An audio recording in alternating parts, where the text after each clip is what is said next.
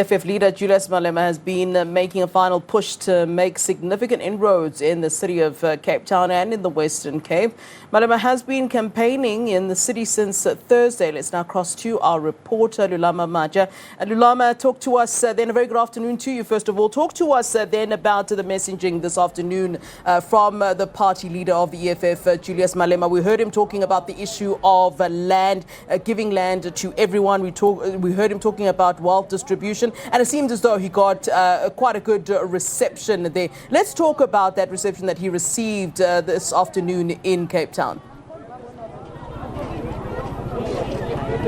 Yes, Flo, he was addressing a community meeting here in Kraaifontein in an area which is called Wallaston.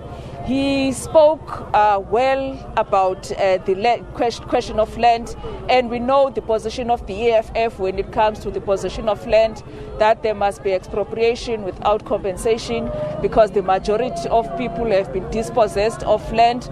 He spoke about education, saying that students need free education from your preschool up to tertiary. There should be no child who doesn't go to school because they cannot afford education.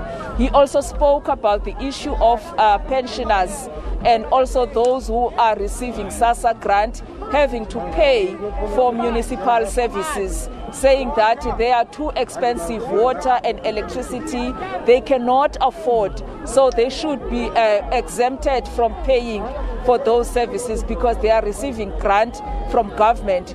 He's addressed various issues, Flo, especially even the crime here in Cape Town, because we know Cape Town, crime is rife in Cape Town.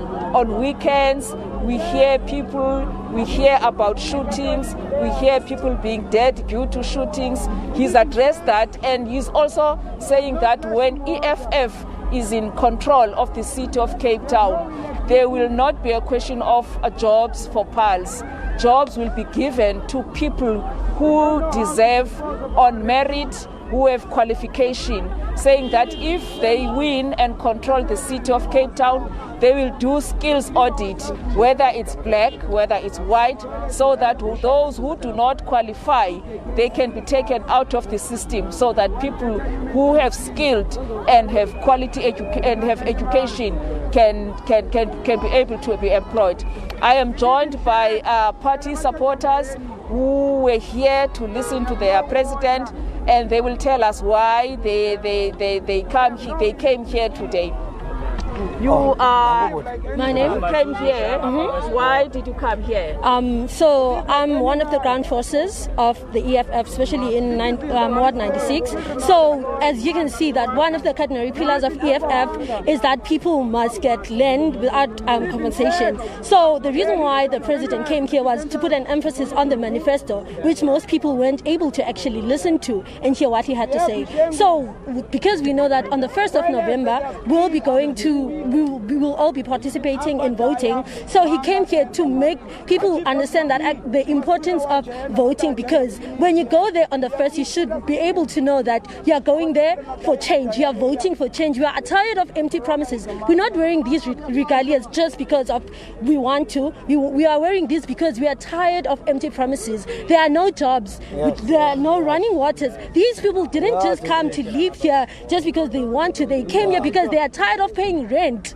So they came here and they are occupying the land. Now the least that the government can do is to make sure that they provide service delivery to them. So yes, that's why I came here. Do you think that the EFF will double up its support that it did in 2016 elections? It's funny that you say that. It's ironic actually, because what we've seen over the years since 2013, when EFF was actually established, is that instead of EFF losing numbers, it's gaining numbers, because Malema, which is the CIC, doesn't just say things just for the sake of saying it. We've seen the change before the EFF gets the power. It's not on government, but then you can see the change every day. So that's why we put an emphasis on everyone, especially the youth, because the youth everyone is very ignorant of the importance of voting. So I'm putting an emphasis on each and everyone that needs a job. You have to go there on the 1st of November and go vote for change.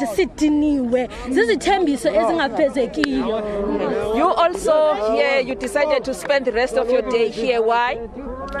I came here to listen to our CIC, Julius Malema. I'm one of the ground forces of the EFF. The thing that Juju came to address today was the issue of white privilege. He really put into the minds of all the people that were here. He addressed the issue of land hunger, and one of the programs that we have, that is now we no longer we are going to cut the fences, so that people they can have access to more land, especially to those neighboring white farms. The issue of education. There's an issue also there of white privilege. White people, they get to higher positions. They don't have education, they don't have experience. He gave us experiences in Tswane where a matriculant, because she's white, she was earning a lot of money. But we as fighters, as a cheat.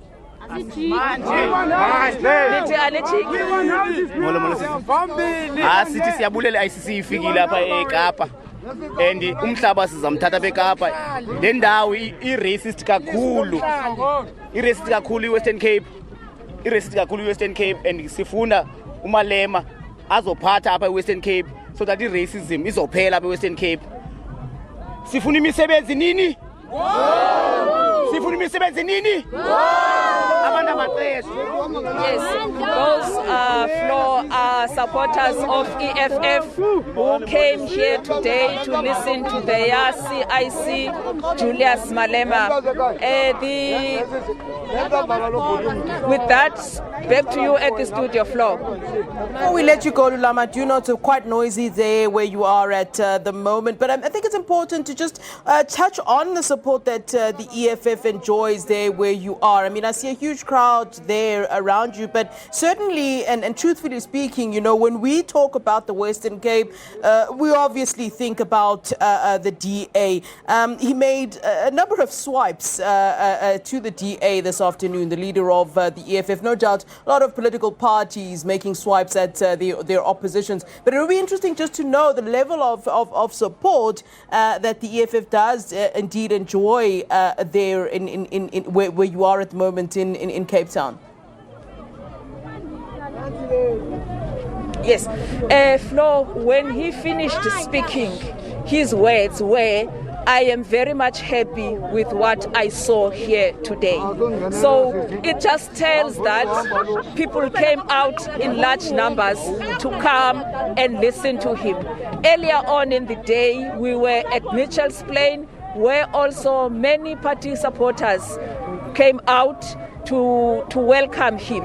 It was a walkabout there at Mitchell's Plain, handing out pamphlets.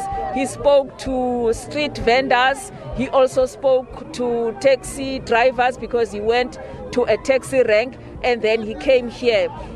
Flo, this is his third day here in the Cape Metro. He was here on Thursday in Stellenbosch.